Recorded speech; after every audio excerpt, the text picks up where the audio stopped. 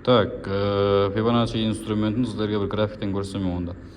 Демек, біздерде қарайтын болсақ, тренд қаққа өзгерді, мына жерде sell трендке өзгерген. Демек, sell трендке өзгерген болса, біздерде ақырғы максимум һәм минимум табуымыз керек. Ақырғы максимум болатын болса, минимум максимум болады. Демек, біздер осы минимумнан максимумға қарап Fibonacci тартуымыз керек болады. Fibonacciға бірақ аз-маз жетіңкіремей қалыпты, енді жетіп келеді бұл жерге зонаңызға. Егер Fibonacci зонасын тартып қойған болсаңыз, зонаңызға жетіп келсе, сол жерлерден селға қарап кіріп көрсеңіз болады.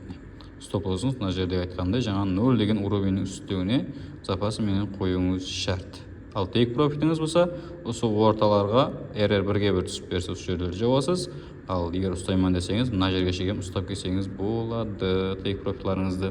Енді историядан ақпар көрсетіп берейін, яқшы. Демек, біздерде тренд қандай болған мына жақ бетте байға қарап өсіп кеткен, ал біздер трендтің өзгерген жерін табуымыз керек. Трендтің өзгерген жері ақырғы минимумның төменге қарап жарылған жері дейді.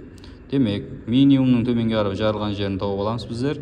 Қайсы жер еді біздерде? Минимум. Демек, мынау келген минимум, максимум төменге түсіп, мына жеріңізді төменге жарып өткен болатын болса, демек біздерде тренд енді селға қарап өзгеруі мүмкін. Демек, селға қарап жарып өткеннен кейін біздер селға қарап әрекет етіп көрсек болады. Демек, бұл жерде менде ақырғы максимум нашамның ұшы болатын болса, минимум нұқтам мына жердегі нұқта болады. Демек, мен осы минимум мен максимум нұқтасын біріктіремін. Мына минимумнан максимум қарап Fibonacci тартып барады екенмен. Fibonacci тартып барсам, менде 0,2 һәм 0,3 деген зонам базарда өз орнын тауды һәм осы жерден базардың әрекетленгенін көрсеңіз болады. Мына жерден саудаға кіріп жатырмын, стоп лоссым болса, мына жердегі 0 деген уровеньнің үстіне қойылады. Ал take profit зонам RR1-ге бір түсіп берсе, по-моему, осы жерлерге болады. Егер оны төмендеуге ұстайман десеңіз, мына жердегі 1 деген уровеньға шегем take profitіңізді ұстап келсеңіз болады. Бұл нормал жер түсіп берген. Яқшы. Кейінгісін аламыз. Бұл өшіп кеткен болса, кейінгі. Так, бізде бар. Мына жердегі минимумымыздан төменге қарап жарып өтілді, онда тренд селда елі давам етіп атырыпты. Біздер не қыламыз? Fibonacci тартуым үшін маған керек болатын нәрсе ақырғы минимум һәм ақырғы максимумлар. Демек, ақырғы минимум бағана саудаға кірген жердегі максимум деген, ақырғы саудаға кірген жердегі максимум, ал минимум болса, пәсте, яғни мына жердегі минимум бола алады екен. Демек, мен осы екеуін Fibonacci инструмент арқылы біріктіруім керек, һәм саудаға кіру үшін зона тауып алуым керек екен. Минимумды максимуммен бірлестіремін. Так, біріктірсем, маған пайда болады. Демек, біздері Fibonacci инструментті тартсақ, біздері зона болып қалыптасты 0,2-0,3-тің атырапында. Демек, сіздерде 4203 һәм 4206 деген зонаңыз бар. Стоп лосс нұқтаңыз бағана айтқандай 0 деген уровеньнің үстіне қоятын болсаңыз, 12 отырған екен, 13-лерге стоп қойсаңыз болады деген сіздер. Демек, сіздердің саудаға кіріп бастаған жеріңіз 4203, 4212 болса, стоп лосс қойылып жатырыпты. Так, 100 пипстік аралық меніңше жүдә бір үлкен жер емес.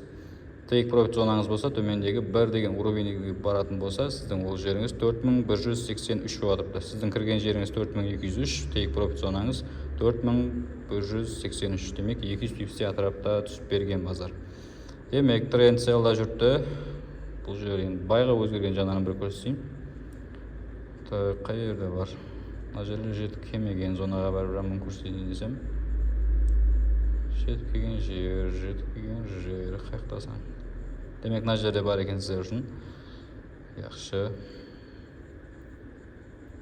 Демек, базар селған төменге қарап түсіп келатырыпты. Демек, біздерге байға қарап өзгерген жері керек. Байға өзгерген жері қандай? Максимум, неде максимум беріп тұрды, төменге түсіп минимум. Демек, осы максимум былай қарасыз қоятын болсақ, бұл денемен жоғарыға жарып өтіп, максимум жоғарыға жаңалап өтті. Демек, тренд енді байға кетуі мүмкін. Мен не қыламын? Байға қарап өтіп кеткеннен кейінгі максимум һәм минимумлар белгілеуім керек болады. Демек, біздерге керек болған максимум, мына максимум һәм мына жердегі минимум нұқтаңыз болады екен. Біздер керек Fibonacci инструменті максимумнан минимумға қарап тартылу керек. Демек, минимумға тарттым, менде базарда зона қалыптасқан, һәм осы зонаға базар жетіп келген де, осы жерден резко откат алған екен. Мында тастап келді, осыдан бум. Резко тапа алып бердім өзім. Тапаны алып шығып кеттіңіз базардан. Қараңыз, саудаға кіретін болсаңыз, құр Fibonacci тартып, балай суреп, стопты алып жүрмен керек емес. Сіздер бірінші ол трендтің өзгерген жағын тауың бол.